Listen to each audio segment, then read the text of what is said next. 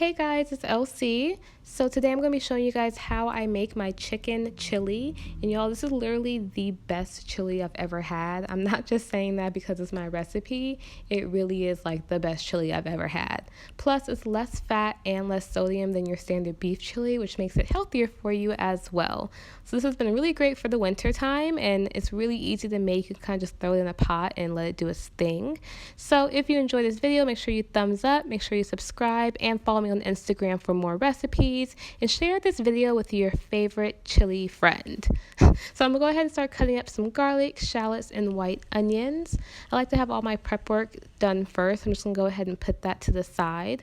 Then I'm gonna grab my pan, put it on medium heat, and add some extra virgin olive oil and throw my ground chicken in there.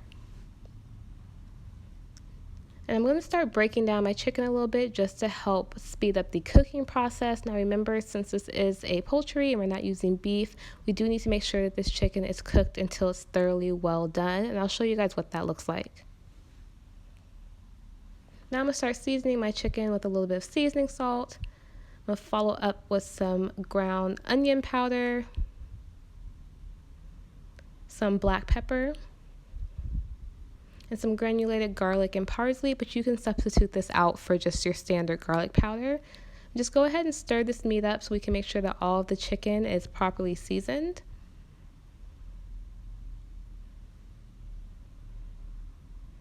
This is the meat while it's cooking. This is the chicken when it's well done. So I like to have a little bit of that golden brown because that's going to help create a lot of great chicken flavor on the bottom of the pan. So we're going to remove this chicken and put it in a bowl, but we're going to make sure we don't wash out the pan because we do want that for the remainder of our chili. So just go ahead and put that aside. And then put your pan on low heat and add some more extra virgin olive oil and start putting in your onions and your shallots. We're going to let those saute and sweat out a little bit. Make sure you're stirring them around the pan so you can start to lift up some of that seasoning and that chicken flavor. And once they've cooked down a little bit, I'm then going to add my garlic. I like to wait so I can make sure my garlic doesn't burn since the shallots and onions do need to cook a little bit longer. And again, just go ahead and give that another stir.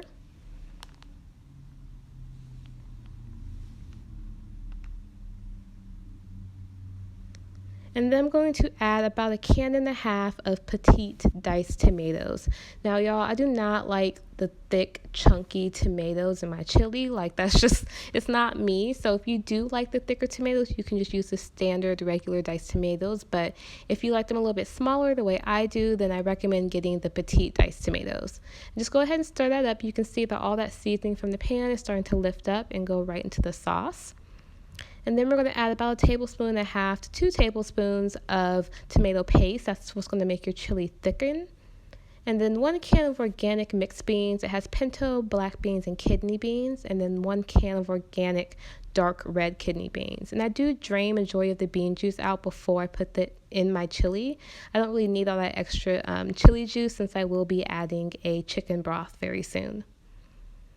And now to season it, I will be using some of my normal seasoning, but I also went to the international aisle so I can have a little bit more of a bolder flavor in my chili, and that's really what makes it taste amazing. So I picked up in the international aisle 1 pack of the hot chili powder, the mild chili powder, and the hot taco mix. I do like my chili spicy, so you can use all mild if you don't. I'm going to add about 2 tablespoons of the mild chili powder and 1 tablespoon of the hot chili powder, and then 1 teaspoon of the hot taco mix. Then I'm going to follow up with a generous amount of my granulated garlic, or you can use garlic powder. I'm also going to add some more black pepper, about a teaspoon of onion powder. I'm going to add about a teaspoon or 1/2 teaspoon of seasoning salt as well. Make sure you don't add too much since we will be using a chicken broth. We don't want it to be too salty.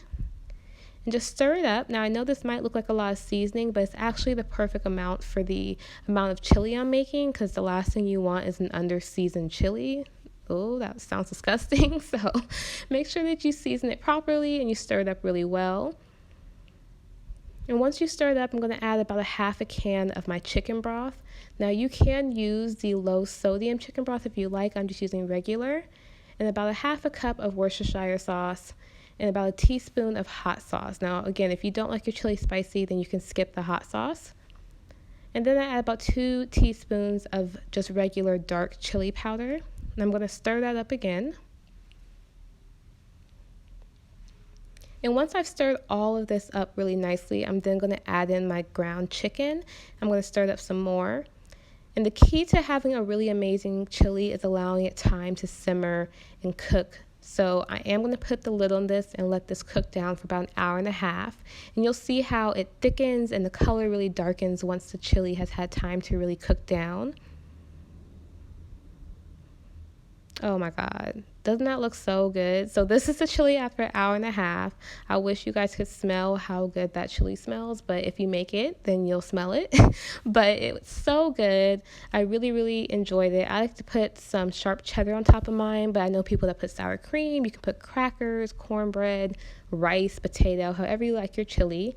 So again, make sure that you thumbs up this video, comment below if you do try this recipe, and make sure you follow me on Instagram. Thanks for watching.